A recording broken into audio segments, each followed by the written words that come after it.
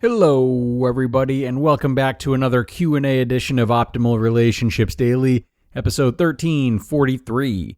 I'm your host, Greg Audino, back with you once again on a Saturday with a question submitted by one of your fellow listeners.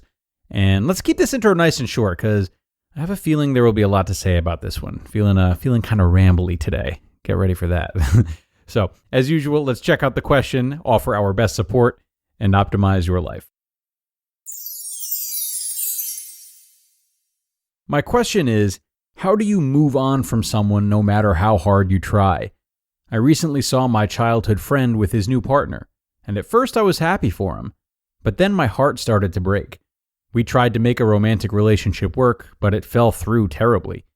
My mind understands that we want different things in life, such as kids and where we want to live, but my heart still wants him, even though I am in a happy and healthy relationship. Is there something I can do to get over this feeling? Okay, and many thanks to you for sending this in, Asker. I think there are a few things to touch upon here, a few avenues we can take to tackle this question. But for me, the one thing that hangs over all of it, no matter how you want to approach this, is what it really means to be moved on from someone. It certainly feels like it would be worth our time to explore that idea, and for you to explore how you personally define moving on. So I am of the belief that there is a ton of gray area here, and that the more we reject the gray area and instead try to label ourselves as fully moved on or not moved on at all, the more we struggle. So you mentioned trying hard to move on, and to me, trying hard sounds like resistance. It sounds like you're fighting. And if there is the demand you're putting on yourself to be completely over this guy from your past, then you're not accepting yourself as you are. You are rejecting your ability to heal one step at a time. And it can be extremely easy to confuse that frustration with the feeling that you should indeed be with that person from your past. So the inner commentary might be summed up like this: I hate the feeling of missing him, therefore there's either something wrong with me or we are meant to be together. It can quickly become about wanting to avoid bad feelings. And, when we can't tolerate or don't want to tolerate those bad feelings, we have a tendency to try to jump to answers and conclusions, as opposed to just sitting with the discomfort of not knowing or feeling bad. And the best way to have answers, or to think you have answers, is to paint those black and white pictures of how things should be. But moving on from someone, like anything, happens in stages. So let's think about this, right? Maybe it might start with being very codependent.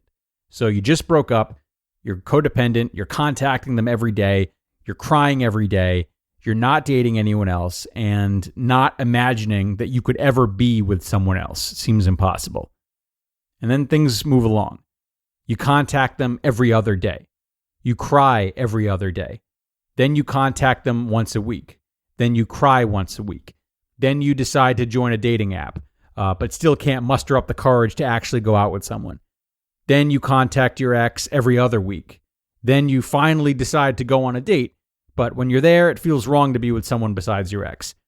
Then you don't call them for 2 weeks, and then you realize you haven't cried in 2 weeks.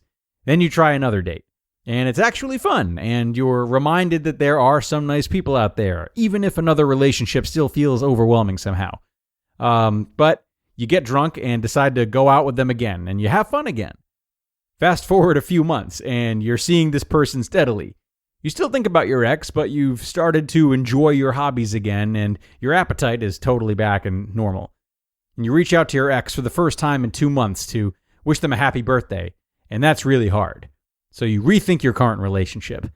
But then after talking with friends and calming down, after a few days, you start to feel happy again in your current relationship. Then you see that your ex is dating someone else, and it stings. But somehow you're still genuinely excited to be with your new person and see where that's going. So that was a lot, but obviously this process goes on, and you can come up with hundreds of other little checkpoints along the way. But the point is that we recover in phases from all things.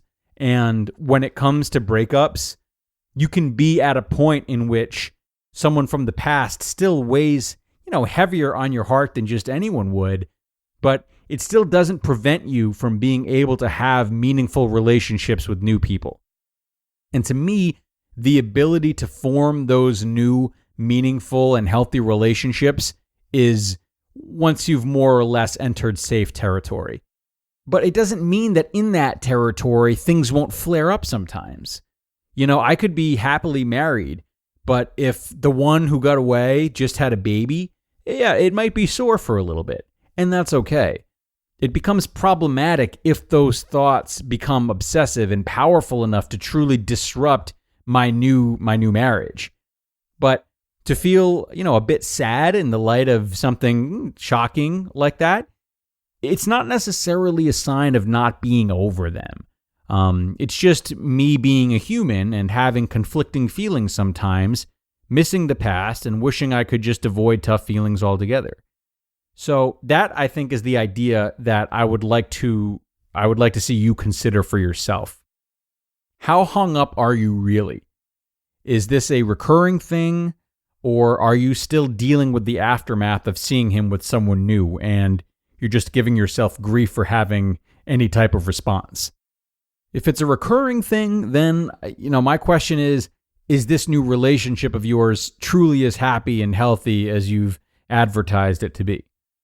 Or if this does feel like it might just be you dealing with tough feelings temporarily, can you begin to accept that these little setbacks are just part of where you are in your journey to recovery, that they might never go away, but they're also not true signs that you should be with your ex instead of being with your current partner or being single?